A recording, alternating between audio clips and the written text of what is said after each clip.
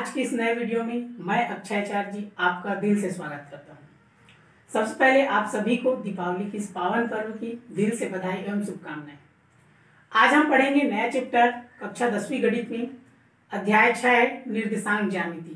पहले समझते हैं इसके बारे में, इसके बेसिक कॉन्सेप्ट को समझते हैं निर्देशांक ज्यामिति का। देखना आगे इसका है अध्याय 6 है निर्देशांक ज्यामिति।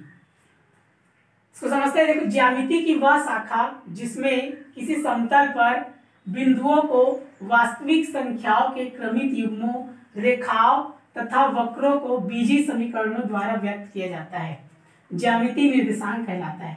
ध्यान से समझना वीडियो को, बहुत आपको आसानी से समझ में आएगा। ध्यान से देखो, इधर क्या लिखा है, ज्यामिति की वह शाखा जिसमें किसी समतल पर, ध्यान से देखना क्या लिखा है, समतल। ठीक है, जैसे कि ये प्लेन है, समतल है, ये दीवार को देखो, ये क्या है, समतल है। ठीक, ये बोर्ड दिख रहा है, ये क्या है, समतल है। तो समतल इसी बोलते हैं। जैसे ये समतल हो गया, किसी समतल पर बिंदुओं को वास्तविक संख्याओं के, ये समतल है जिसमें कि बिंदुओं को वास्तविक संख्याओं के क्रमित युग्मों, रेखाओं तथा वक्रों को बीजीय समीकरणों द्वारा व्यक्त किया जाता है, निर्देशांक ज्यामिति कहलाता है। कहने का मतलब, जैसे इधर देखो ये बना है, यहाँ देखो दो अक्ष बने, ये दो रेखा है, ये सीधी रेखा है, दोनों लंबवत है एक दूसरे। आपको दिख रहा होगा इन दोनों के बीच में 90 अंश का कोण बना है। ध्यान से देखना, यहाँ पर ये जो दो रेखा है, देखो ध्यान से, ये दो रेखा बना है, इन दोनों रेखा में कितना, इसके बीच में देखो 90 अंश का कोण बना है, मतलब ये लंबवत है। तो ये दोनों रेखाएं क्या है, सबसे पहला चीज एक दूसरे के लंबवत है। तो यहाँ पर देखो बिंदु रहता है, यहाँ जैसे ये संख्या रेखा दर्शाए होगी, यहाँ पर शून्य रहता है, 1 2 3 4 ऐसे रहता है, इधर -1 -2 -3, इस प्रकार आप संख्या रेखा दर्शाए होंगे। क्लियर है इतना? तो वही बोल रहा है कि किसी समतल पर देखो क्या बोला, बिंदुओं को वास्तविक संख्याओं की, ये सब वास्तविक संख्या है, शून्य, धनात्मक, ऋणात्मक, इन सब संख्या क्या बोलते हैं, वास्तविक संख्या, रेखाओं तथा वक्रों को बीजीय समीकरणों द्वारा व्यक्त किया जाता है। तो आगे सवाल बनाएंगे, इन्हीं में से जो बिंदु है इसको बीजगणित के समीकरण, कुल मिला कैसे कहा जाए, जैसे ऐसे आता है x + 2 = 4, ये बीजगणित का समीकरण है, वैसे इसको व्यक्त किया जाता है। ये क्या है, निर्देशांक ज्यामिति कहलाता है। आगे देखना, मानना कि कागज के समतल पर, ध्यान देखना, ये कागज का समतल है, इस पर क्या माना गया है, x o x' तथा y o y' दो परस्पर लंबवत स्थिर सीधी रेखाएं हैं। तो ध्यान देखना, ये लंबवत बोला है, अभी मैं बताया, ये x, यहां पर देखना बिंदु O है, ध्यान देखना यहाँ पर x, ये O और ये x', ध्यान देखना x o x', एक सीधी रेखा है, स्थिर है, अपने जगह पर है। वैसे ही इधर देखना y o y', ये भी क्या है, सीधी रेखा है, स्थिर है, लंबवत है। देखो लंबवत स्थिर सीधी रेखा है, तो लंबवत मतलब 90 डिग्री कोण बना रहा है, स्थिर मतलब अपने जगह में स्थिर है, इधर उधर नहीं जा रहा है। सीधी रेखा, दोनों को ध्यान से देखो क्या है, सीधी रेखा है जो एक दूसरे को बिंदु O पर काटती है। ध्यान देना, बहुत काम का चीज है। ठीक है, इसमें से एक एक नंबर का सवाल आपके वार्षिक परीक्षा में जरूर आता है, इसलिए ध्यान देना, बिंदु O पर काटती है। ये देखो एक दूसरे को क्या कर रही है, आपस में काट रही है, कटान बिंदु है, इस प्रकार ये काट रहा है, ये क्या है, बिंदु O है, इसको O से दर्शाते हैं। क्लियर हो गया इतना आपको समझ में आएगा। आगे देखो, रेखा x o x' को भुजाक्ष या x अक्ष कहते हैं। ये जो x o x' है, x o x' ये गया है सीधी रेखा, इसको क्या बोलते हैं, भुजाक्ष बोलते हैं, भुजा अक्ष या फिर x अक्ष कहते हैं, इस प्रकार इसको लिख सकते हो, क्या बोलते हैं, x अक्ष कहते हैं। वैसे उसके बाद लिखा है रेखा y o y' को कोटि अक्ष या y अक्ष कहते हैं। देखो ये y है, y o y', इसको क्या बोलेंगे, कोटि। याद रखना, x को भुज कहते हैं और y को क्या कहते हैं, कोटि। ये y वाला क्या हो जाएगा, कोटि या फिर y अक्ष कहते हैं। x को बोलते हैं भुज और y को क्या बोलते हैं, कोटि। याद रखना, x को क्या कहते हैं, भुज, और y को क्या कहते हैं, कोटि। क्लियर हो गया इतना? फिर देखो, दोनों अक्षों x o x' और y o y' के प्रतिच्छेद बिंदु को मूल बिंदु कहते हैं। यहाँ पर देखना, ये x o x' है, सीधा गया है, y o y' सीधा गया है, दोनों का प्रतिच्छेद बिंदु मतलब कटान बिंदु। तो यहाँ देखो जो कटान बिंदु है इसी को क्या कहेंगे, मूल बिंदु। ये जो काट रहा है ये बीच वाला, इसको कटान बिंदु को मूल बिंदु कहेंगे। और देखो मूल बिंदु का निर्देशांक क्या होगा, 0 0 होगा। इसको एकदम अपने दिमाग में रखना, मूल बिंदु का निर्देशांक क्या होता है, 0 0 होता है।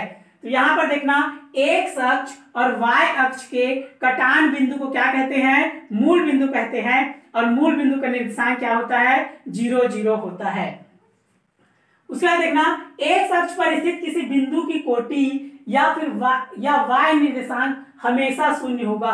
कहने का मतलब है कोई भी चीज अगर एक्स अक्ष में स्थित है तो वाई में तो है ही नहीं, अगर एक्स अक्ष में स्थित है तो वाई का मान क्या लेना, 0। वैसे ही बोला है वाई अक्ष पर स्थित किसी बिंदु का भुज, मतलब कोई भी बिंदु अगर वाई में स्थित है तो एक्स में तो है ही नहीं, इसलिए एक्स का मान क्या लेना, 0। अगर ज्यादा समझना है तो इतना समझना, अगर एक्स अक्ष दिया है, एक्स अक्ष पर स्थित है तो वाई उल्टा कर देना, वाई का मान 0। अगर वाई अक्ष में स्थित है तो उल्टा कर देना, एक्स का मान 0 ले लेना। क्लियर हुआ? कहने का मतलब यहाँ पर ध्यान देना, इसको एक्स और वाई, अगर कोई संख्या जैसे आता है 1 2 तो याद रखना ये एक्स है और ये क्या है, वाई। पहला एक्स होगा, दूसरा क्या होगा, वाई। तो वैसे ही अगर बोलेगा एक्स अक्ष में स्थित है, एक्स अक्ष में स्थित है तो वाई का मान क्या हो जाएगा, 0। ध्यान देना अगर एक्स और वाई है, एक्स अक्ष में स्थित है तो वाई का मान क्या हो जाएगा, 0। और अगर वाई अक्ष में स्थित है, वाई अक्ष में स्थित है तो एक्स का मान क्या हो जाएगा, 0। इसको ध्यान देना, बहुत ही इंपॉर्टेंट चीज है, इसी को बता रहे हैं। यहां पर आगे इसको समझते हैं।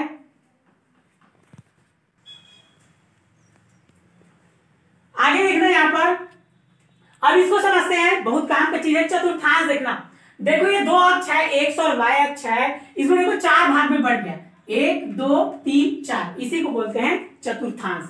ध्यान देखना, चतुर्थांश को समझना बहुत जरूरी है, इसमें से 1 नंबर का प्रश्न आता है। तो यहाँ पर देखना ये क्या लिखा है, एक्स अक्ष, देखो एक्स तो धनात्मक, जहां पर डेश लगा है समझ लेना वो ऋणात्मक है। जैसे कि y है तो y क्या हो गया, धन, जिसमें डेश लग गया y डेश वो ऋण वाला रहता है। तो देखो यहाँ लिखा है एक्स अक्ष की धन दिशा, मतलब अगर इधर जाओगे तो धन प्लस रहेगा, इधर आओगे तो ऋण रहेगा, ऊपर जाओगे तो प्लस रहेगा और नीचे आओगे तो क्या रहेगा, माइनस। ध्यान देना, यहाँ बहुत काम का चीज है। देखो इधर आओगे तो धन, इधर आओगे तो ऋण, ऊपर जाओगे तो धन और नीचे आओगे तो ऋण। इस बात से क्या समझ में आता है, याद रखना निर्देशांक क्या होता है, एक्स वाई होता है, इस चीज को याद रखेंगे आप लोग। निर्देशांक यहाँ पर देखना, निर्देशांक को अगर किसी चीज को व्यक्त करते हैं तो एक्स और वाई से, मतलब कोई भी संख्या आ गया, जैसे कि मान लो 1 और 2 है तो पहला x दूसरा y, कोई भी संख्या रहे कुछ भी, हमेशा x को पहले लिखना और y को बाद में लिखना, कभी भी इसको y और x मत लिखना, नहीं तो गलत हो जाएगा। तो हमेशा x को पहले लिखना है और y को बाद में लिखना है। तो ये निर्देशांक को इस प्रकार दर्शाते हैं।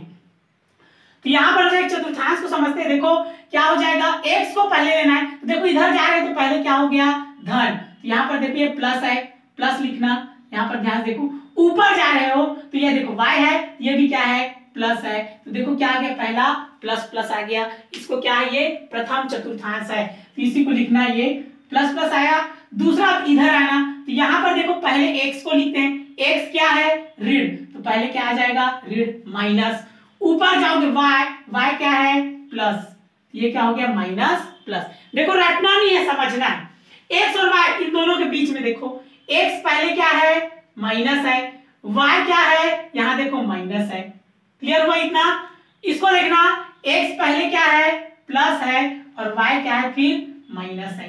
तो ध्यान से देखो यहाँ पर क्या हो गया, यहाँ पर ये 4 चतुर्थांश निकल के आया, यहाँ देखना, यहाँ पर ये चतुर्थांश निकल के आया, देखो इधर गए तो प्लस, ऊपर गए तो प्लस, तो दोनों क्या हो गया, प्लस प्लस, ये क्या हो गया, प्रथम चतुर्थांश, इसको लिखते हैं प्रथम चतुर्थांश।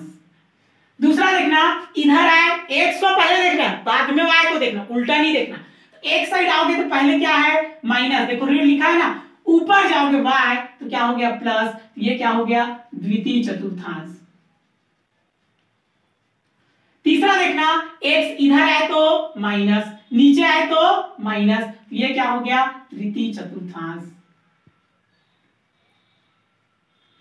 यहां देखना, चौथा, यहां देखो एक साइड गए तो क्या हो गया, प्लस, नीचे आए तो माइनस, तो ये क्या हो गया, चतुर्थ चतुर्थांश हो गया, ये चतुर्थ चतुर्थांश।